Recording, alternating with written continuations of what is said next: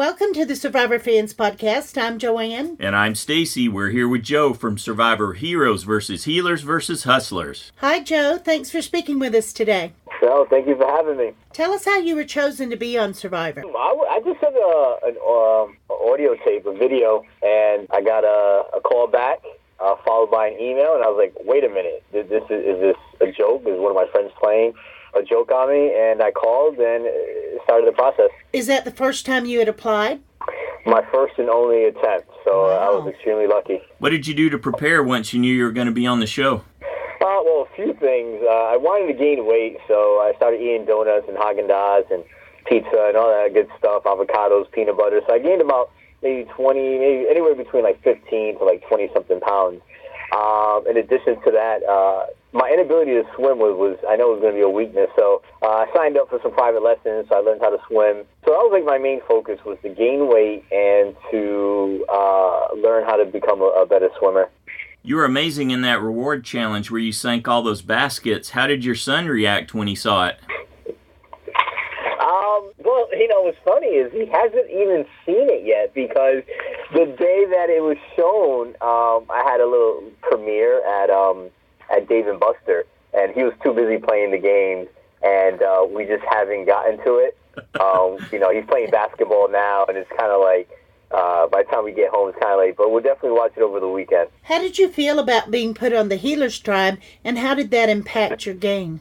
Well, going into it, I didn't want to disclose I was a probation officer. So once they placed me in the Healer tribe, I needed to find an out without disclosing that I'm involved in related to law enforcement. So once Cole told me that he was a therapeutic guide and he worked with teenagers, I was like, this is my in. Let me try to make a connection with someone that I probably wouldn't organically make a connection with. He's younger. He's all about wilderness. I'm the opposite. I'm like a city guy. So at that point is when I decided to not disclose that I'm a PO, but instead that I was a case manager and I worked with within a group home. So, as a healer, I get it. That's my job. My job is to identify weaknesses and strengths and to help people get back on the right track. So it fits in. I would consider myself a healer, but there was no way that I was going to disclose that out in the island. And you never told him? I never told anybody until I got to Ponderosa. So everyone was under the assumption that I was a case manager for a group home. And I worked with young adults. So what were your reasons for targeting Mike at the beginning of the game? Well, I identified Mike pretty early on as a player. At the marooning, there was Mike, Ryan, and myself. We were the only three contestants that were actually looking for an advantage on the island.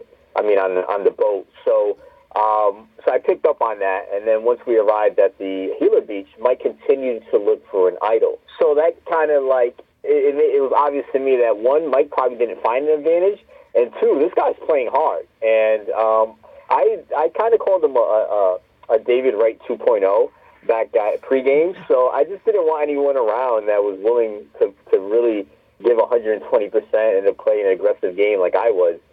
So it wasn't nothing personal. Nothing I did out there was personal. It was all game. And that's why I targeted Mike pretty early on. So that leads perfectly into the next question. How would you describe your game strategy, and how were you planning to win jury votes at Final 3? Well, the jury votes were you have to play. The jury's difficult. That's like an element of the game that, as a viewer, you really don't see, because the jury. It's what each individual in the jury, they may respect a different aspect of the game. This is a social game, but there's some people that may say, screw it, I don't care about the social part. I like this person because he's strategic, or because he's a physical, because he did good in immunity challenge, or because he found idols. So I just wanted people to respect my game as a whole. And the way I was going to win a jury was like, listen, I'm an honest guy. I didn't flip. I was loyal from the beginning until the end. And I was planning to bring a few people that weren't really playing the game. And hopefully the jury was going to respect my gameplay and respect the fact that I went out there to play. And I think the game has evolved, that people are starting to look at the game as a whole and not just one aspect. People are starting to respect people that are out there to play. We've seen Mike Holloway and we've seen Tony, that they weren't necessarily loved out there, but they played an aggressive game and they were well respected. And who was going to be sitting beside you in your ideal final three? Ideally, what I wanted, I mean, at that, once Desi and Cole went out of the game, I felt pretty confident I could probably gain their vote. So I didn't really necessarily need to focus too much on the entire tribe. So really, I just wanted really to bring, I think Chrissy was playing a really good game. I knew she was playing a good game, but socially, she was probably doing worse than I was. And then Ashley was really complacent and decided to play the game on day 28. So, I mean, unless she did something amazing, I mean, what's she going to do in 11 days? So I'm like, I would love to bring Ashley. I would love to bring Chrissy at that point. Explain how it helped your game to get under people's skin. Well, when you're out there, I mean, my strategy, I mean, it's not something that I went into the game saying, hey, I'm going to annoy everybody and get in underneath everyone's skin. But the first time it was implemented was with Alan. And, I'm very grateful for Alan because he allowed me to really control and to kind of utilize this plan that I had. The fact that he was so easy to manipulate and that he just had tunnel vision. So it was effective back at the swap. And then it kind of continued. I'm like, wait a minute. If it worked once, maybe it could kind of work a little bit. And then I just figured out, I could get under Ashley's skin. I could get under Chrissy's skin. And, I was able to really annoy Ben. So at that point, I'm like, listen, if everyone thinks I'm a threat strategically and I'm a good player, so why not just have everyone hate me and hopefully someone could kind of just bring me to the end? Cole told us that Mike gave you a fake idol at his last tribal council. What did you do with that? Oh, man, Mike, I got to love that guy. So I had no idea Mike had an idol. It was between him and Ben. I felt like, Cole told me he couldn't find the idol for whatever reason back at the swap. So I said, maybe Mike has it. Mike was really playing and looking for idols back at Halo Beach. So I thought Ben or Mike had the idol. So once he pulled out the fake idol, which was wrapped in the original package from the Yawa beach, I knew instantly, obviously, Mike has the idol. So I opened up the package, and it was this really bad idol. It was I found two idols. I played two idols, so I kind of know how idol looks. I'm like, wait a minute, this is completely a fake idol. I didn't have a good poker face at that point. I just laughed. It was bad.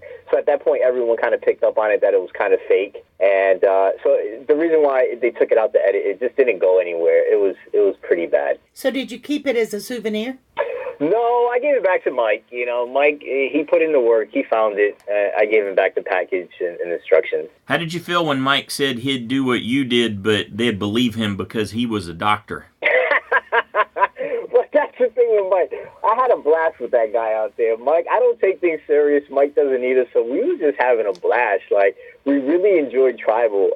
That's the thing. Like, you can't really take Mike serious. I don't know where he was going with it. It made sense to me after he explained it. I'm like, okay, I get it. I guess the execution just didn't work out. What was it like for you last night to watch yourself talk about finally being comfortable in your alliance only to be the one blindsided? Well, they didn't show the edit. I knew I was going home.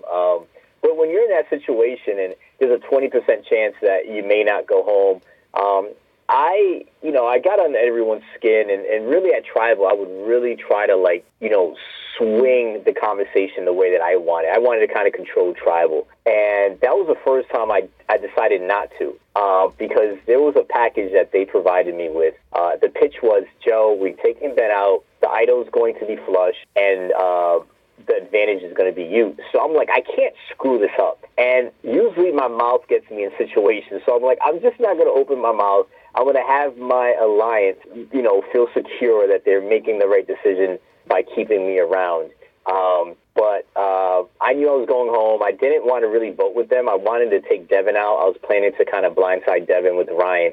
But they gave me that package deal, and I was a fool. Good for them. They got me. What criteria will you use to decide who you'll vote to give the money to?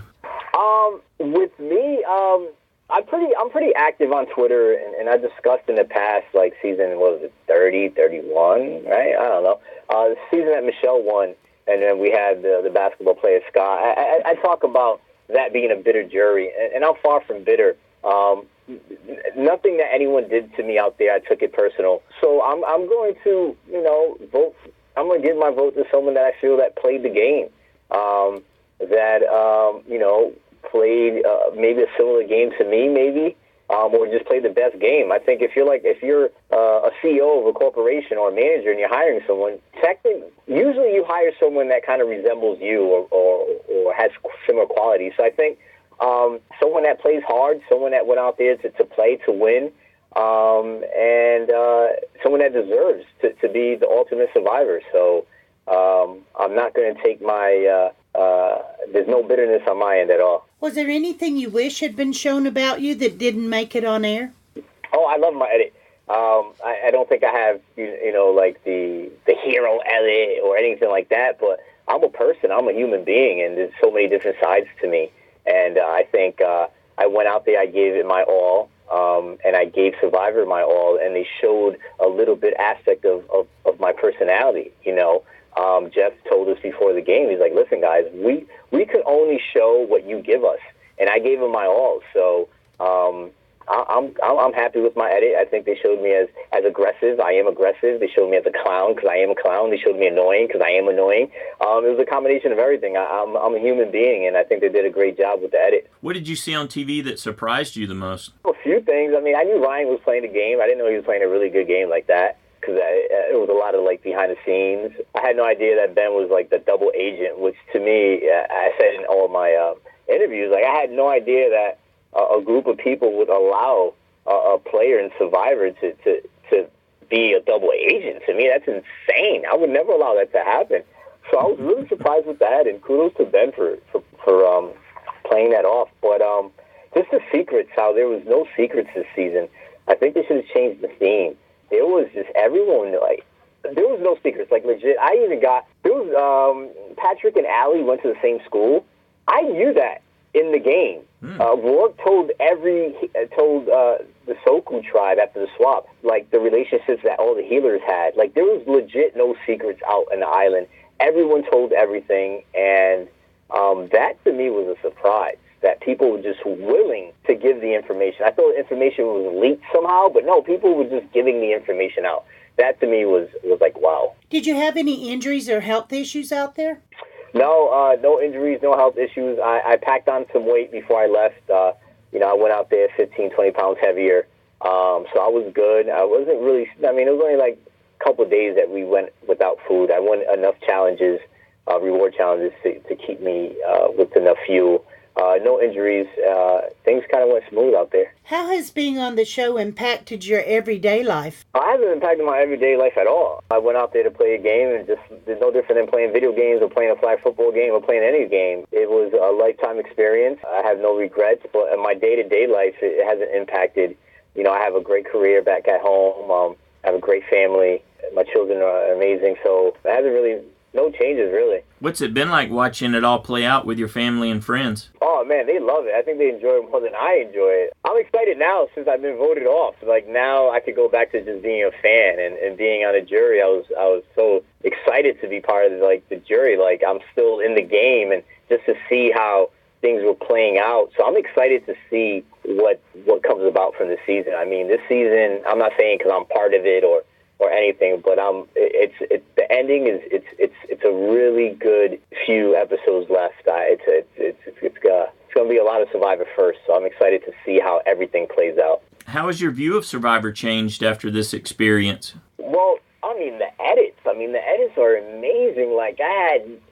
Think about it. This season we started off with 3 tribes, so you get 42 minutes to learn what's going on over a period of 3 days. So each tribe gets about 10 minutes. So there's so much that goes on the island that, to me, I think they left out a lot of important stuff, but I get it. It doesn't fit the story. So my perspective on Survivor as a whole, now I get it. I get the behind the scenes. So as a fan, it doesn't take away anything. It just adds more. So before I played, I think I was a fan, and I may be becoming a super fan. How has your view of yourself changed after this experience? Very comfortable with who I am. I know I'm pretty self-aware.